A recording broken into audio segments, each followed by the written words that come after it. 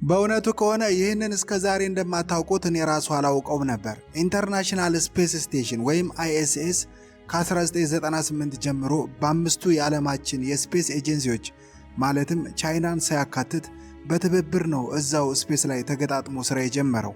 እዚህ ጋር ታዲያ ለጠቅላላ እውቀት ቻይናን በተመለከተ ቻይና ከ2021 ጀምሮ ቲያንጎንግ የሚባል የስፔስ ስቴሽን በራሷ ህዋ ላይ እየገነባች ትገኛለች። ኢንተርናሽናል ስፔስ ስቴሽን ወይም አይኤስኤስ የሳተላይቱ አስፈላጊ የሆኑ ክፍሎች ሞጁል ይባላሉ። እነዚህ መሬት ላይ ከተሰሩ በኋላ በስፔስ ሻትል ተጭነው እየወጡ ነው የተገጣጠሙት። አሁንም ቢሆን እንደ አስፈላጊነቱ ሞጁል የሚባለው የሳተላይት ክፍል ወጥቶ ሊገጠም ይችላል። ለዚህ ደግሞ ሳተላይቱ ሲሰራ ወደፊት ለሚመጡ ማናቸውም ክፍሎች ተቀባይ እንዲሆን ተደርጎ ተሰካኪ ከሆኑ ክፍሎች ነው የተዋቀረው። ኢንተርናሽናል ስፔስ ስቴሽን ወይም አይኤስኤስ የተሰራበት ዋነኛ ዓላማ የተመረጡ ሙከራዎችን ከመሬት ስበት ህግ ተጽዕኖ ውጭና ከመሬት የአየር ንብረት ውጪ ማድረግ ግዴታ በመሆኑ የተነሳ ነው።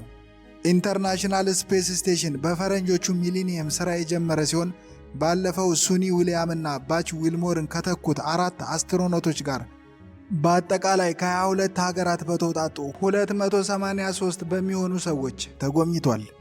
ኢንተርናሽናል ስፔስ ስቴሽን ከመሬት በ400 ኪሎ ሜትር ከፍታ ላይ የሚገኝ ሲሆን ምድራችንን ለመዞር የሚፈጅበት ጊዜ ደግሞ 93 ደቂቃ ነው።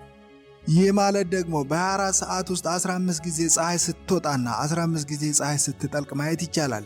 ወይም በ24 ሰዓት ውስጥ 15 ጊዜ መሬትን ይዞራታል ማለት ነው። ታዲያ ይህንን አስመልክቶ ባለፈው በሰራሁት ቪዲዮ ላይ የቀረቡት አንዳንድ አስተያየቶች የለም ስህተት ነው፣ ውሸት ነው የሚሉ ናቸው። ታዲያ ከላይ እንደገለጽኩት ኢንተርናሽናል ስፔስ ስቴሽን የሚዞርበት የኦርቢት ከፍታ 400 ኪሎ ሜትር ብቻ ነው። ምንም እንኳን ከመሬት ሲታይ ትንሽ ቢመስልም ነገር ግን አንድን የእግር ኳስ ሜዳን የሚሸፍን ስፋት ያለው ነው። ማናችንም ብንሆን ጥርት ባለ ሰማይ አንጋጠን ብንመለከት የሚንቀሳቀስ ኮከብ መስሎ ሲዞር ማየት እንችላለን።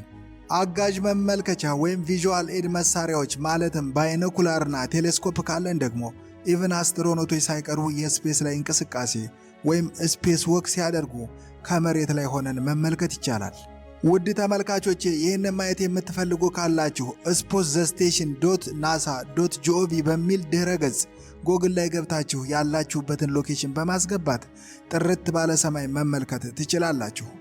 ከላይ እንደጠቀስኩት ኢንተርናሽናል ስፔስ ስቴሽን ወይም አይኤስኤስ የተሰራው የተመረጡ ሙከራዎችን ስፔስ ላይ ለማድረግ ታስቦ ሲሆን እንደገለጽኩት 283 የሚሆኑ ሰዎች ሄደው ጥናት አድርገዋል። ታዲያ በዚህ ሰንጠረዥ ላይ ስማቸው የተጠቀሰው አስትሮኖቶች ረዘም ላለ ጊዜያት ማለትም ከዓመታት በላይ ቆይተው ምርምር ሲያደርጉ የነበሩ ናቸው። ኢቭን ሱኒታ ዊሊያም ከዚህ በፊት አይኤስኤስ የቆየች ሲሆን በዚህ ዙር ደግሞ በራሷ ተመዝግቦ የነበረውን የስፔስ ወክ ክብረ ወሰን አሻሽላ ነው የተመለሰችው። ታዲያ እውነታው ይህ ከሆነ ሁለቱ አስትሮኖቶችን አስመልክቶ በዓለም ዙሪያ በዚህ መጠን ለምን ተዘገበ ካልን የመጀመሪያው ምክንያት ስፔስ ኤክስ ለመጀመሪያ ጊዜ ነው ሁሉም እንዲመለከተው የቀጥታ ስርጭት ያደረገው። ሁለተኛው ምክንያት ደግሞ ሁለቱ አስትሮኖቶች ለ8 ቀናት የደርሶ መልስ ጉዞ የቦይንግ ስታርላይን መንኮራኩር ለመሞከር ብቻ ነበር የተጓዙት። 9 ወራትን የቆዩት ይህ መንኮራኩር በገጠመው ብልሽት ስለሆነ ነው። በምትኩ ስፔስ ኤክስ ቦይንግ ያቃተውን ይህንን ተልዕኮ ማሳካቱ እንዲታወቅ በማድረጉ የተነሳ ነው። ከዚህ በተጨማሪ አይኤስኤስ በቂ የሆነ የምግብ ክምችትና የስፖርት ማዘውተሪያዎችን የያዘ ሲሆን አስትሮኖቶች ረዘም ላለ ጊዜያት ተቀምጠው ምርምር የሚያደርጉበት የስፔስ ላቦራቶሪ ነው። ውድ ተመልካቾች ኢንተርናሽናል ስፔስ ስቴሽን ወይም አይኤስኤስን በተመለከተ ወደፊት እኛ የምናደርገውን የቴሌስኮፕ ምልከታ ተጨማሪ ሰዎችን ጋብዘን ሳይቀር በዚሁ ቻናል ላይ የምንለጥፍላችሁ ይሆናል። ለዛሬ ይዤላችሁ የቀረብኩት የሳይንስ ቪዲዮ ከላይ የተመለከታችሁትን ይመስል ነበር። ለዚህ ቻናል አዲስ የሆናችሁ ሰብስክራይብ ብታደርጉ ሳምንታዊ የሳይንስ ቪዲዮዎች የሚደርሷችሁ ይሆናል። እንደተለመደው ሌሎቻችሁ ላይክ እና ሼር በማድረግ በሳይንስ ላይ የምንሰራውን ቪዲዮ ያበረታቱ። ቀጣይ በሌላ የሳይንስ ቪዲዮ እስክንገናኝ ቸር ቆዩ፣ ቸር ሰንብቱ።